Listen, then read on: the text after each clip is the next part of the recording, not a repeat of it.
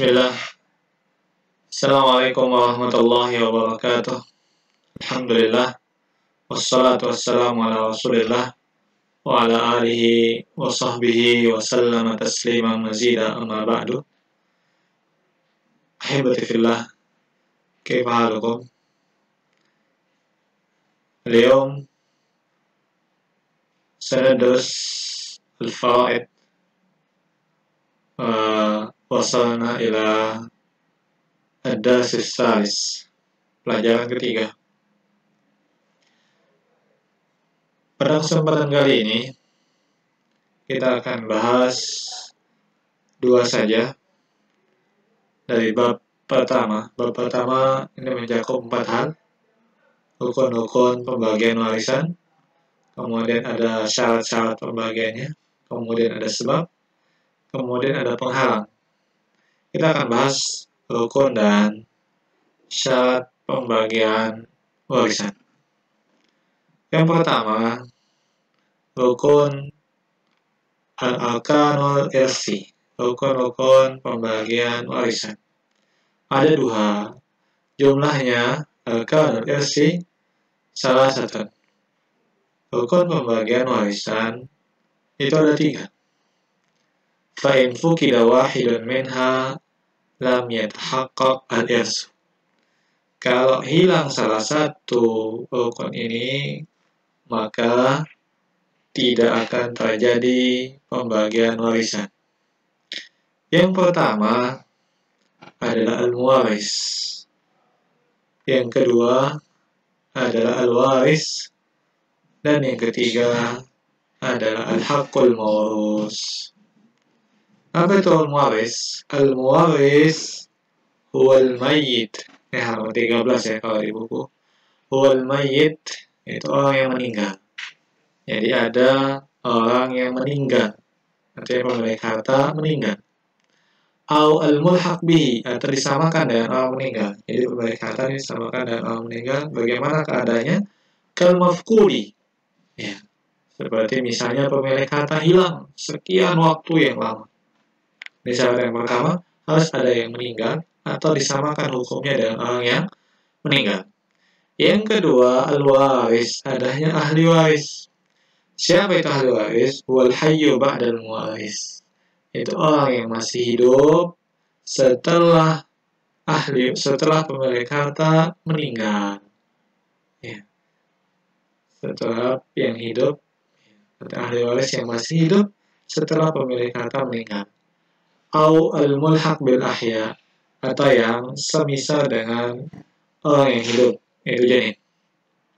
Kemudian yang ketiga, al-haqqul mawrus, hak ya, atau adanya harta yang bisa diwarisi. Jadi rukun IS ada 3, ada orang yang meninggal, pastikan pemilik harta meninggal. Yang kedua, ada orang yang ahli waris yang masih hidup, dan yang ketiga, adanya harta yang bisa dibagi.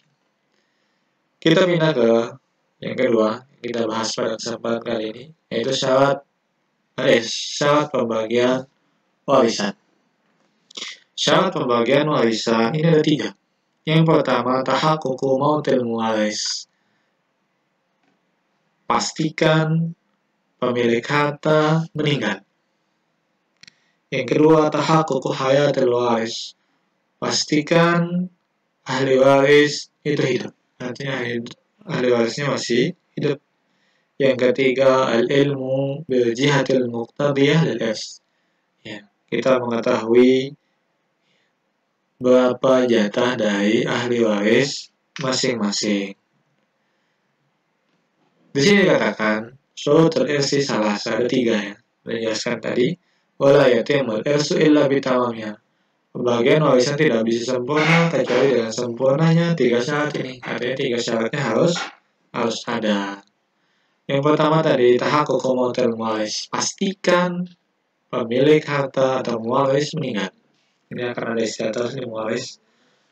Au ilhaquhu bil amwati hukman, atau disamakan dengan orang meninggal secara hukum. Siapa yang disamakan dengan orang yang meninggal? Kal mafqudi, seperti orang yang hilang. idza inqadat fihi muddatul intidhar, apabila masa tunggu. Jadi ketika orang hilang itu dilaporkan ke pengadilan, maka pengadilan akan menetapkan masa tunggu. Wa hakamal qadhi bimautihi, dan qadhi atau hakim mengatakan bahwasanya ini secara umum dia sudah mati. Au ilhaqu bil amwati takdiran, atau tadi hukman secara takdir itu diperkirakan. Ya. Diperkirakan dia seperti orang mati. Padahal siapa yang diperkirakan tadi? Kal janin, seperti sebuah janin. Alladhi yanfasilu an ummihi mayyitan, yang keluar dari perut ibunya ya, dalam keadaan sudah mayyit, sudah meninggal. Bisa babi jinayatin alaiha tujibul ghurah, yang karena sebab ya, sebuah penganiayaan, yang mana penganiayaan tersebut dia bisa mendapatkan ya, imbalan sebuah ghurah. Ghurah itu seorang budak yang senilai dengan senilai dengan 5 ekor unta. Kemudian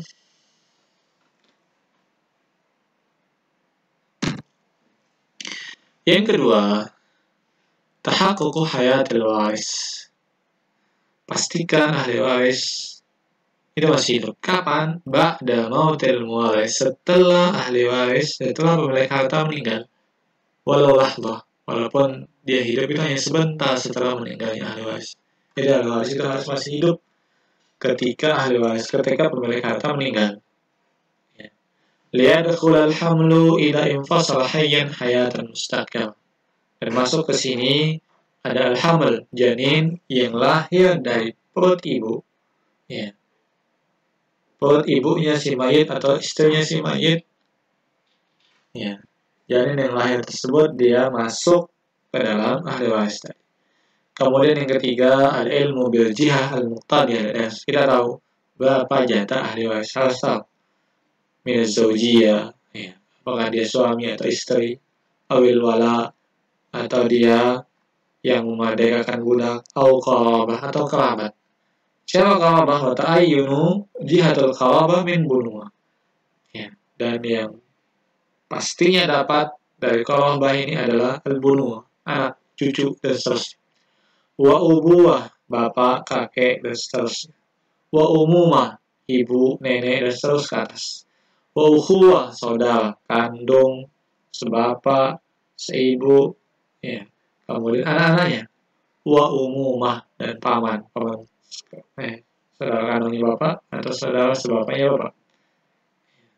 Ini yang harus diketahui. Nah, ini akan kita pelajari di pembahasan selanjutnya. Ya. Jadi harus tahu berapa atau siapa posisi ahli waris ini. Tidak disamaratakan, tidak dibagi rata. Jadi syarat warisan itu ada 3. Yang pertama adalah tahaqququ mautil waris, pastikan pemilik harta itu meninggal. Yang kedua, tahaqququ hayatil waris, pastikan ahli waris ya, itu masih hidup setelah meninggalnya pemilik harta.